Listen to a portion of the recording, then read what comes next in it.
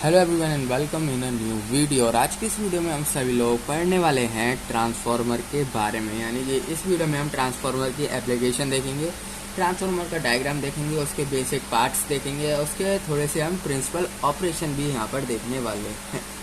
उसके अलावा हम ट्रांसफार्मर की यहाँ पर क्या करेंगे, इसके अंदर जो कई सारे फंक्शन फाउंड होंगे जैसे कि EMF वगैरह फाउंड करने होंगे, वो भी हम इस वीडियो में निकालने वाले हैं। तो वीडियो होने वाली है बहुत ज़्यादा इंपॉर्टेंट, तो पूरी एंड तक जरूर से देखना। फर्स्ट ऑफ ऑल हमें ये पता होना चाहिए आखिर ट्रांसफार्मर होता क्या है। यही नहीं पता होगा तो हम आगे प्रश्न कर ही नहीं पाएंगे। इसलिए सबसे पहले हमें ट्रांसफार्मर के बारे में पता होना चाहिए। तो ट्रांसफार्मर एक एफिशिएंट डिवाइस होता है जो कि जनरली क्या करता है, ट्रांसफर करता है एनर्जी को एक सर्किट में, one circuit to another circuit, बस एनर्जी को ट्रांसफर करता है, उसी को हम ट्रांसफार्मर कहते हैं। ठीक है, ट्रांसफार्मर क्या करता है, सिंपली एनर्जी को हाईली एफिशिएंट एनर्जी, ये वाला टर्म आपको याद रखना है, हाईली एफिशिएंट एनर्जी को सिंपली ट्रांसफर करता है वन सर्किट से अनदर सर्किट पर विद सेम फ्रीक्वेंसी। ठीक है, यानी कि उसकी जो फ्रीक्वेंसी है वो सेम रहेगी, फ्रीक्वेंसी चेंज नहीं होने वाली है। तो इसको ही हम सिंपली ट्रांसफार्मर कहते हैं। अगर फ्रीक्वेंसी चेंज हो जाएगी तो वो ट्रांसफार्मर नहीं कहलाएगा। तो मैं इसकी डेफिनेशन यहाँ पे लिख देता हूँ, आप इसे a transformer is a highly efficient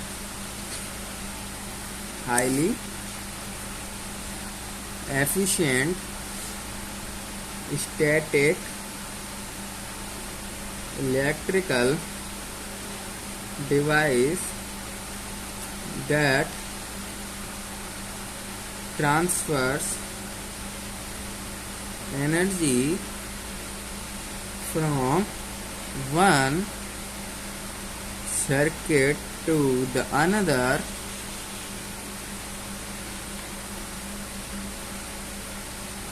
circuit at different voltage। यानी वोल्टेज तो जो है हमारा वो चेंज हो सकता है। आपने सुना होगा step up and step down transfer, दो तरह के ट्रांसफर होते हैं, step up and step down.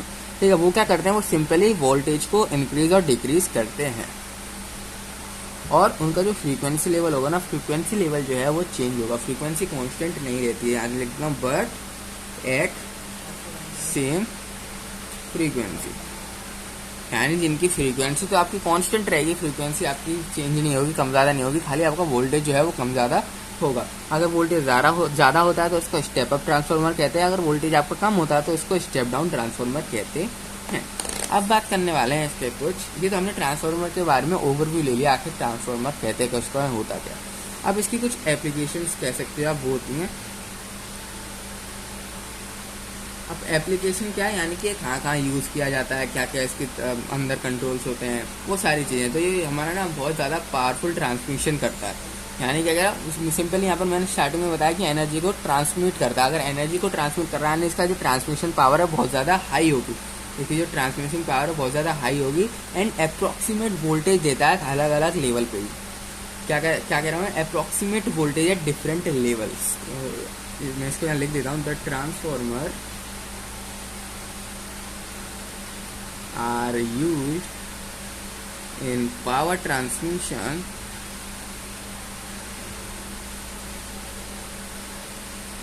And distribution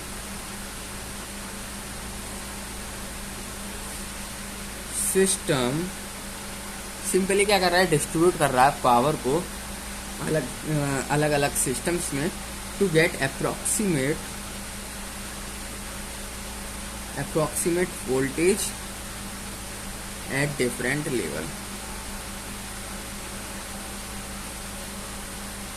और ये कहाँ यूज़ किया जा सकता है, मतलब ट्रांसफार्मर है, हमने इसके एप्लीकेशन से देख लिया, पावर ट्रांसमिशन में यूज़ किया जाता है, पर आखिर ये यूज़ कहाँ कहाँ किया जाता है, हम इसको कहाँ कहाँ यूज़ कर सकते हैं। तो सिंपली इसको हम कहाँ कहाँ यूज़ कर सकते हैं, it is also used in, सबसे बड़ा जहाँ पर ये यूज़ किया जाता है वो है हमारा कम्युनिकेशन जहाँ भी होगा वहाँ पर हमारा ट्रांसफार्मर की ज़रूरत पड़ेगी। तो क्या है, कम्युनिकेशन सर्किट, रेडियोज में यूज़ किया जाता है, टीवीज में भी यूज़ किया जाता है। टीवीज के जो सर्किट्स है ना, उनमें भी हमारा ट्रांसफार्मर यूज़ किया जाता है। और कहाँ कहाँ यूज़ कर सकते हैं इसको, टेलीफोन में यूज़ कर सकते हैं, ठीक है। इन सारी जगह हम क्या कर सकते हैं, ट्रांसफार्मर को यूज़ करते हैं। सिंपली हम वहाँ यूज़ कर लेंगे ट्रांसफार्मर को जहाँ पर हमको क्या करना होगा, हमको सिंपली पावर का ट्रांसमिट करना है। और अब इसका कंस्ट्रक्शन देखते हैं कि आखिर ये ट्रांसफार्मर जो है ये आखिर दिखता कैसा है, बनता कैसा है, इसका कंस्ट्रक्शन क्या है। ठीक है, ट्रांसफार्मर का कंस्ट्रक्शन बड़ा ही सिंपल रहता है। इसमें सबसे पहले क्या होता है, आपका एक बॉक्स रहेगा इस तरीके से, एंड इसको एक कवर करेगा एक और बॉक्स इस तरीके से। अब यहाँ पर क्या होता है ना, N1 N2 यानी कि इस साइड भी एक वाइंडिंग होती है, इस साइड क्या होती है आपकी एक वाइंडिंग, एंड एक वाइंडिंग होती है आपकी इस वाली साइड। ठीक है, इस वाली वाइंडिंग को जो है, देखो जो हमारा इस साइड का सारा मामला होगा ना, इस साइड का, उसको हम प्राइमरी कहते हैं, और इस साइड का जो सारा मामला होता है उसको हम कहते हैं सेकेंडरी। ठीक है, इसको सेकेंडरी साइड कहते हैं, इस वाली साइड को हम प्राइमरी साइड कहते हैं। तो ये वायर जो जा रही है यहाँ से जाएगी, और यहाँ ये दोनों जो है हमारी एक वोल्टेज से कनेक्ट होगी। हमारी किसी भी वोल्टेज है, उसको मैंने V1 नाम दे दिया है। यहाँ से एक करंट आएगा जिसको मैंने I1 नाम दे दिया है। एक EMF जनरेट होगी, तो इसको मैं E1, क्योंकि प्राइमरी साइड है, ये वाली साइड कौन सी हमारी प्राइमरी साइड, इसलिए मैं सारी चीज़ें 1-1 करके दे रहा हूँ। यहाँ पर आएंगी हमारी सेकेंडरी साइड, यहाँ पर कौन सी साइड आएगी हमारी सेकेंडरी साइड। यहाँ पर हमारा कोई भी वोल्टेज कनेक्ट नहीं होगा, यहाँ पर कनेक्ट होता है हमारा लोड, यानी कि जो भी आपको ट्रांसफर करनी है पावर एक से दूसरे में, तो यहाँ पर क्या आएगा आपका, यहाँ पर क्या कनेक्ट होगा, यहाँ पर होगा आपका लोड कनेक्ट। अब इसमें क्या होगा, यहाँ पर जो है करंट जा रहा है, तो यहाँ पर मिलेगा करंट, तो इसको मैं I2 नाम दे देता हूँ। इस लोड में जो वोल्टेज होगा उसको मैं V2 नाम दे देता हूँ। यहाँ पर जो EMF जनरेट होगा उसको मैं E2 नाम दे देता हूँ। और इस वाली साइड कौन सी हमारी सेकेंडरी साइड, ये वाली साइड कौन सी हमारी सेकेंड। इसके अंदर क्या एक कोर है जिसके अंदर क्या हो रहा है, सिंपली फ्लक्स फ्लो कर रहा है। जो भी है आपका ये ना, इसको हम कहेंगे कोर, और कोर के अंदर जो लाइन से देख रहे हो ना आप, इसको कहते हैं फ्लक्स। इसके अंदर इस वाले बॉक्स के अंदर क्या सिंपली फ्लो हो रहा है, फ्लक्स फ्लो हो रहा है, जो कि फ्लक्स क्या करता है, इन वाइंडिंग से टकराता है, जिससे आपका EMF जनरेट होता है। यही सेम कहानी होती है, जिसकी वजह से क्या करता है, वोल्टेज को ट्रांसफर करता है। यही ट्रांसफार्मर का बेसिक फंक्शन है। यह फ्लक्स की वजह से हमारा EMF यहाँ पर जनरेट होता है। इस वाले वायर में जितनी वाइंडिंग है उसको मैं N1 नाम दे देता हूँ, इसमें जितनी वाइंडिंग हो रखी है उसको N2 में यहाँ पर नेम दे देता हूँ। ठीक है, अब सिंपली क्या है, ये तो हमने यहाँ पर बात कर लिया। अब इसके कुछ पार्ट्स हैं, जैसे कि कोर, फ्लक्स, ये सारी चीज़ों को समझते हैं आखिर ये होते क्या है। तो यहाँ पर लिख देता हूँ मैं, बेसिक पार्ट्स ऑफ ट्रांसफार्मर। आखिर ट्रांसफार्मर के कौन कौन से आपके बेसिक पार्ट हैं। सबसे पहले हम कोर की बात कर लेते हैं, जो मैं बता रहा था, अंदर जितना भी उसको हम कोर कहते हैं। तो जो कोर होता है ना, ये आपका मेड अप होता है। ये किससे बना होता है आपका कोर, जो अंदर का माल है ना, इसके अंदर जो भी है, इसके अंदर क्या, एक तो जगह, इस जगह कहाँ, जो भी ये जगह ना जिसके अंदर फ्लक्स फ्लो हो रहा है, फ्लक्स जिसके भी अंदर फ्लो हो रहा है, देखो फ्लक्स क्या हो रहा है, इन दोनों बाउंड्रीज के अंदर ही तो फ्लो हो रहा है। तो इन दोनों बाउंड्रीज के अंदर जो भी मामला है फ्लक्स के अलावा, उसको हम कोर कहते हैं, जिससे ये चीज़ बनी है हमारी। ठीक है, जिस जो भी मटेरियल का है उसको हम कोर कहते हैं। अब इस कोर जो है किससे बना होता है, ये सिंपली कोर बना होता है हमारा सिलिकॉन स्टील से या फिर सॉफ्ट आयरन से। जो कोर बना होता है ये मेड अप ऑफ होता है सिलिकॉन स्टील, या फिर ये सिलिकॉन स्टील या फिर सॉफ्ट आयरन से बना होता है। इन दोनों चीज़ों से ये बना होता है। और इसकी क्या खासियत होती है, ये इसकी एक और खासियत होती है कि ये लैमिनेटेड होता है, लैमिनेटेड इन नेचर। अब लैमिनेटेड क्यों होता है, लैमिनेटेड ये इसलिए होता है क्योंकि हमने कुछ क्या बात करी थी, लॉसेस की बात करी थी। तो ये क्या करता है, सिंपली एडी करंट लॉस को प्रिवेंट करता है, एडी करंट लॉस नहीं होने देता है। एडी करंट लॉस क्या होता है ये मैंने आपको बता ही रखा है। अगर आपने जो भी हमारी सर्किट थी, EMF किस तरीके से जनरेट होती है, कई सारे लॉसेस क्या होते हैं, वो आपने नहीं देखा तो वाली वीडियो जरूर से देख लेना। तो सिंपली इसमें मैंने आपको एडी करंट लॉस बताया था कि आखिर ये एडी करंट लॉस होता क्या है। तो सिंपली लैमिनेटेड हम इसलिए करते हैं इसको, ताकि जो एडी करंट लॉस है ना वो नहीं हो, to reduce in nature, to reduce eddy current loss, eddy current loss. और क्या करता है सिंपली, और इसका क्या काम है, इसका काम ये है कि प्रोवाइड करता है पाथ फ्लक्स के लिए। देखो यहाँ पर फ्लक्स जा रहा है अंदर, यानी ये क्या कर रहा है, पाथ को प्रोवाइड कर रहा है फ्लक्स को घूमने के लिए। तो सिंपली यहाँ लिख देंगे क्या, provide a path to the flow of flux. Simply flux के फ्लो के लिए ये हमारा पाथ को प्रोवाइड कर रहा है। और क्या इसके अलावा, और क्या क्या चीज़ थी हमारे पास, देखो ये सब चीज़ तो हमने कर ली। यहाँ पर कोर के बारे में मैंने बात कर लिया, फ्लक्स के बारे में यहाँ पर मैंने बात कर लिया। अब बात करता हूँ एक जो हमारा बेसिक पार्ट होता है ट्रांसफार्मर के अंदर, जिसको हम कहते हैं वाइंडिंग। जिसको हम क्या कहते हैं, वाइंडिंग।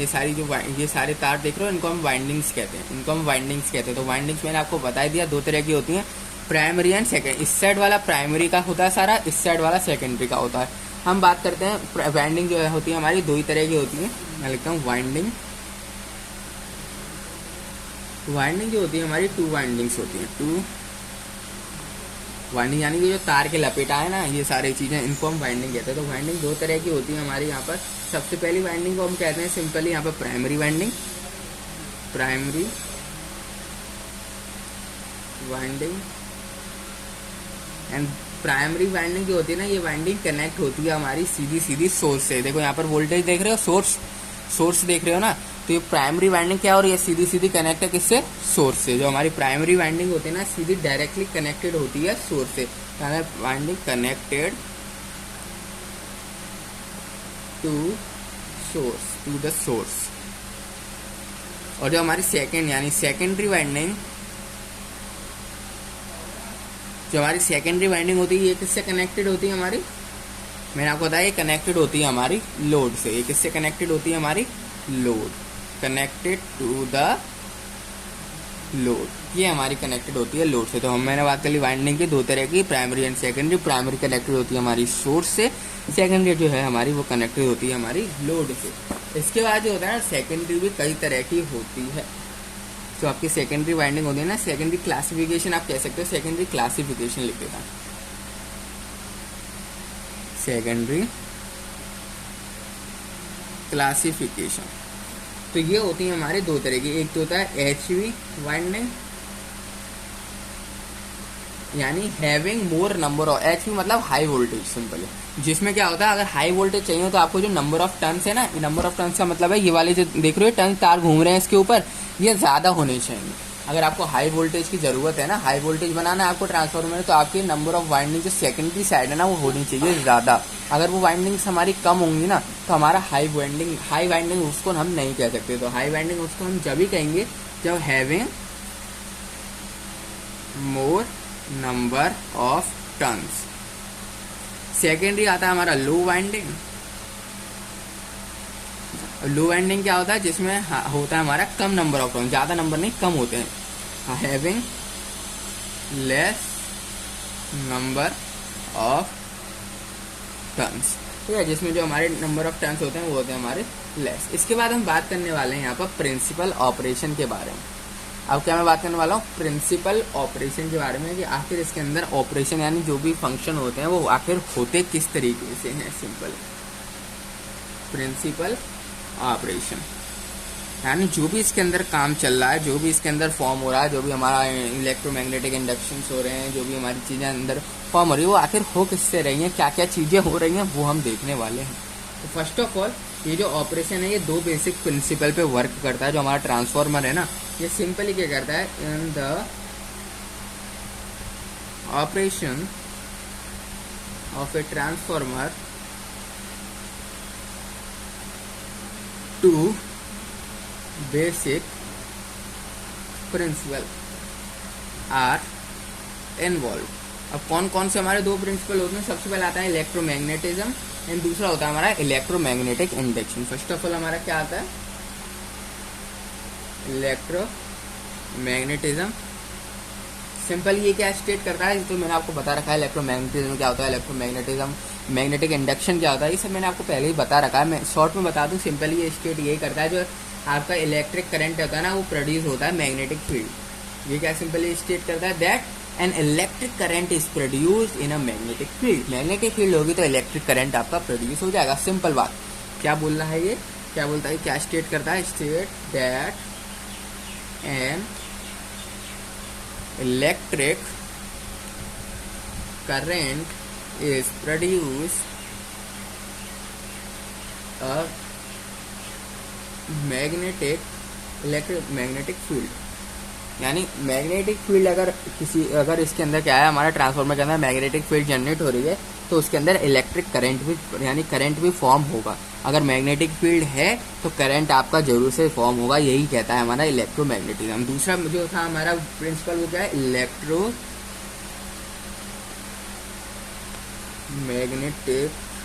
इंडक्शन। अब ये इलेक्ट्रोमैग्नेटिक इंडक्शन क्या कहता है, सिंपली ये स्टेट करता है, state that a changing magnetic field with changing magnetic field in a coil induce an EMF across the ends of the coil। ये सिंपली क्या स्टेट करता है, ये सिंपली यही बताता है कि आपका जहाँ पर भी आपका जो है चेंजिंग मैग्नेटिक फील्ड होगी, यहाँ पर क्या स्टेट करता है, changing magnetic field in a coil induced an EMF across the end. अगर मैग्नेटिक फील्ड में चेंज आएगा, यानी मैग्नेटिक फील्ड क्या हो रही है, चेंज हो रहे हैं, कभी कम मैग्नेटिक फील्ड आ रही है, कभी ज्यादा मैग्नेटिक फील्ड आ रही है, यानी मैग्नेटिक फील्ड्स में क्या हो रहा है, चेंज हो रहा है। अगर मैग्नेटिक फील्ड में चेंज हो रहा है तो उससे क्या होगा, ईएमएफ इंड्यूस होगा। और ईएमएफ भी कहाँ इंड्यूस होगा, दोनों कॉइल के एंड में, बीच में नहीं। अगर जैसे कि मान लो ये इतनी लंबी आपकी कॉइल, ये कॉइल है, तो जो ईएमएफ आपका इंड्यूस होगा ना वो इन दोनों साइड होगा, बीच में नहीं होगा, साइड में होगा। ठीक है, यही हमारा कहता है इलेक्ट्रोमैग्नेटिक इंडक्शन। अगर आप इन दोनों को थोड़ा डिटेल में समझना चाहते हो ना, तो इसको ना मैंने बता रखा है वीडियो में, तो वो वाली वीडियो जरूर से देख लेना। अब देखो कुछ चीज आपको यहाँ पर मैं बता देता हूँ। जब भी ये करंट कैरिंग प्राइमरी कॉल, मतलब प्राइमरी कॉल में जब भी कोई चेंज होता है करंट में, प्राइमरी कॉल के अंदर कभी भी करंट में चेंज होता है, क्या बोलो, changing current in the primary circuit creates a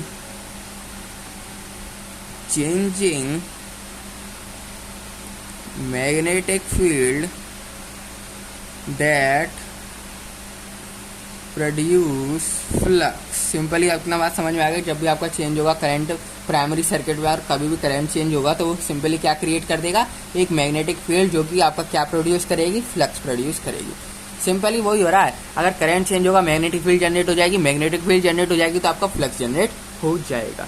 ये प्रोसीजर आपका जो है यहाँ पर चला, फ्लक्स विच, अब फ्लक्स भी कहाँ लिंक करेगी, अब देखो प्राइमरी से चल रहा है, सेकेंडरी तक तो कुछ नहीं मामला पहुंचा, अब फ्लक्स लिंक करेगा सेकेंडरी वाइंडिंग पे, यानी which links with both the winding this. और अब देखो फ्लक्स इंड्यूस हो गया, फ्लक्स कहाँ टकरा रहा है, अब वाइंडिंग में टकरा रहा है, तो अब क्या इंड्यूस होगा, ईएमएफ इंड्यूस होगा। अब क्या इंड्यूस, पहले तो फ्लक्स इंड्यूस हुआ था, अब फ्लक्स जब टकराता है वाइंडिंग में तो क्या इंड्यूस होता है, क्या फॉर्म होता है, सिंपली ईएमएफ फॉर्म होता है। तो दोनों वाइंडिंग में अब क्या जनरेट हो जाएगा, आपका ईएमएफ। दोनों वाइंडिंग में अब आपका क्या जनरेट हो जाएगा, ईएमएफ। तो दिस, अब क्या आने वाला है, this induce N EMF in both the primary and secondary windings.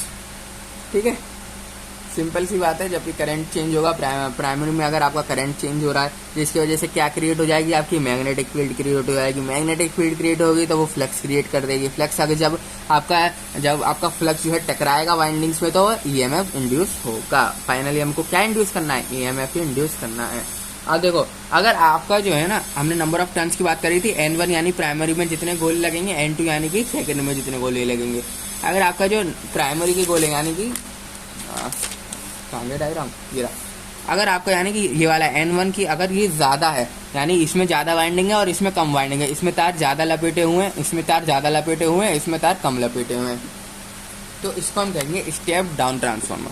Simple इसको क्या कहेंगे, स्टेप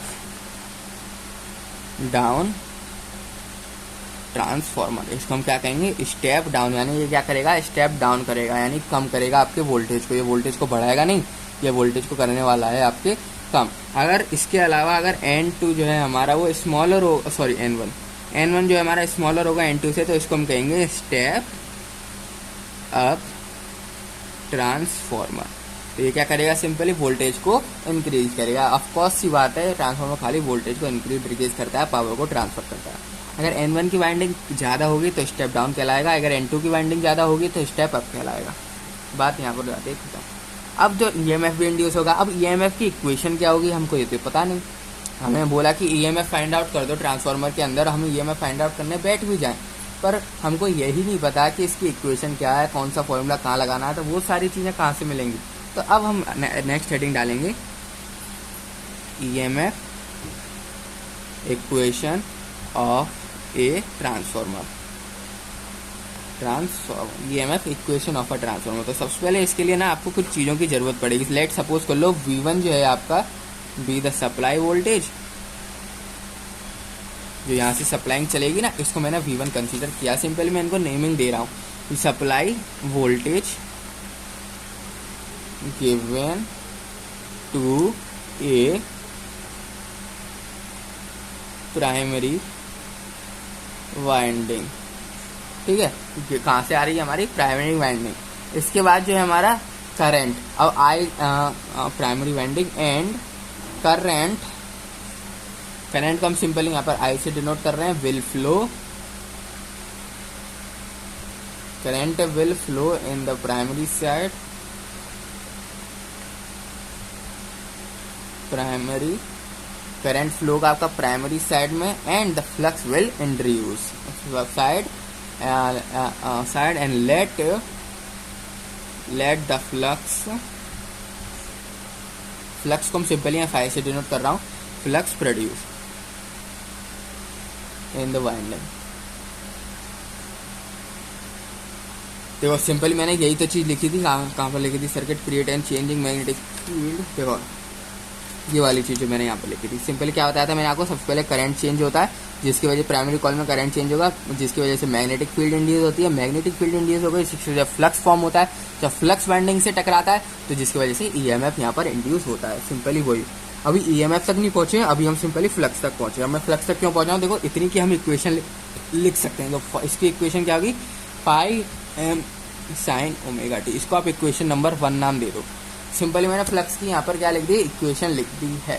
सिंपली मैंने फ्लक्स की यहाँ पर इक्वेशन लिख दी है। अब हम जानते हैं जो फ्लक्स है ना, ये हमेशा वेरी करता है, कांस्टेंट तो रहता नहीं है।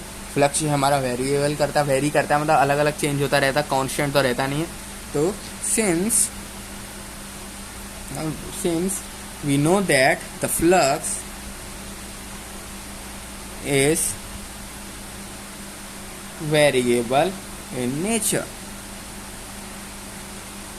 with respect to time, so according to the, अब किसके लॉ के बारे, देखो फ्लक्स वाला चीजें आ रही है तो आपको सिंपली यहाँ पर लॉ समझ में आ रहा होगा किस लॉ की बात कर रहा हूँ, यस फैराडेज लॉ की बात कर रहा हूँ। सिंपली अकॉर्डिंग टू द, कि कौन सा लॉ, फैराडेज, एक फैराडेज लॉ, कौन सा लॉ है फैराडे का, ये वाला, ये हमारा इलेक्ट्रोमैग्नेटिक इंडक्शन, इलेक्ट्रोमैग्नेटिक इंडक्शन, कौन सा लॉ है हमारा, इलेक्ट्रोमैग्नेटिक इंडक्शन। एंड इसने क्या कहा था, जब भी आपका फ्लक्स चेंज होगा, वेरिएबल अगर फ्लक्स है तो भाई वो सिंपली हमारा क्या जनरेट कर देगा, एक EMF जनरेट कर देगा, यानी EMF विल इंड्यूस्ड कहाँ पर, across the winding.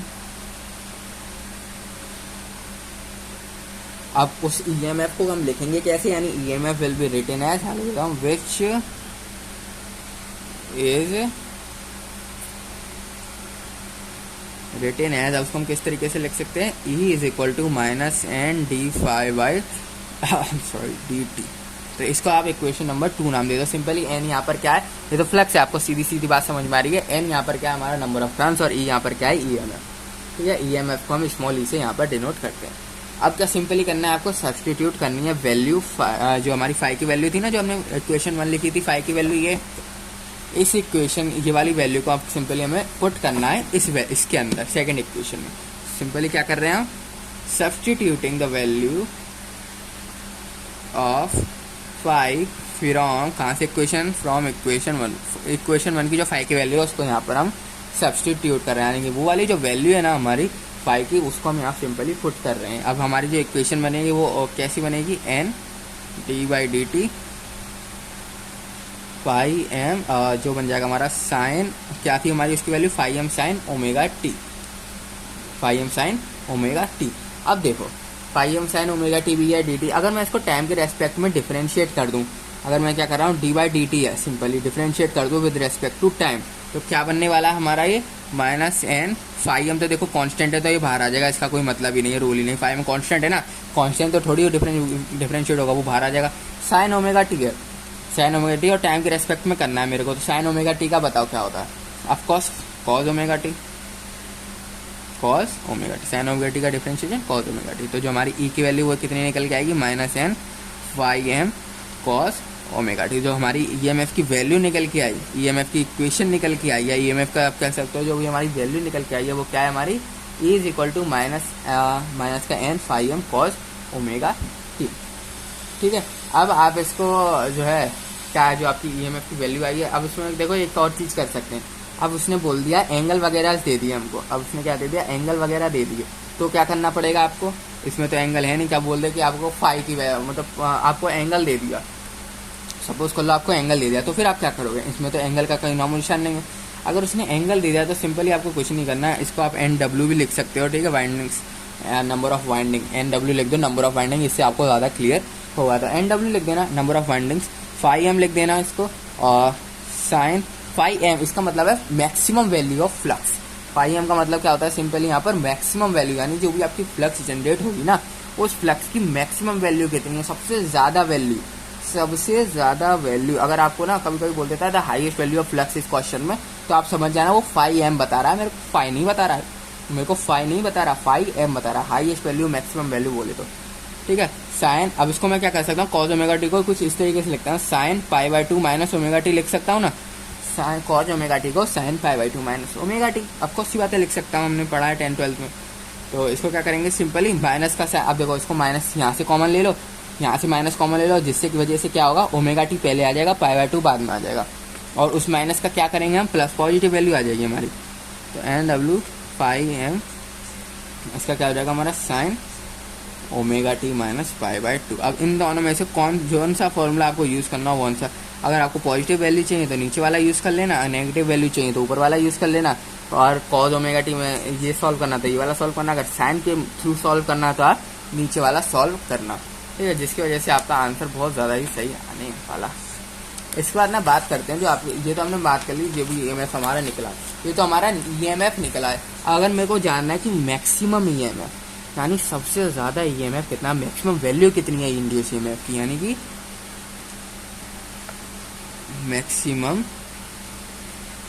Value of induced EMF, induced EMF की मैक्सिमम वैल्यू क्या होने वाली है, तो सिंपली ईएम लिख देता हूँ, एम मतलब सिंपली समझ जाना मैक्सिमम की मैं बात कर रहा हूँ, जहाँ भी आपका एम आ जाए ना, सिंपली बात कर रहा हूँ मैं मैक्सिमम की, तो इसकी क्या होने वाला है हमारा एन ओमेगा फाई एम, जो कि सिंपली मैक्सिमम वैल्यू की बात कर रहा हूँ। मैक्सिमम वैल्यू कब होगी, जब साइन वगैरह का जो भी है ना, ये साइन देखो मैक्सिमम वैल्यू हमारी कब होगी, कब होने वाली है, जब ये sign omega T minus pi by two 1 होगा।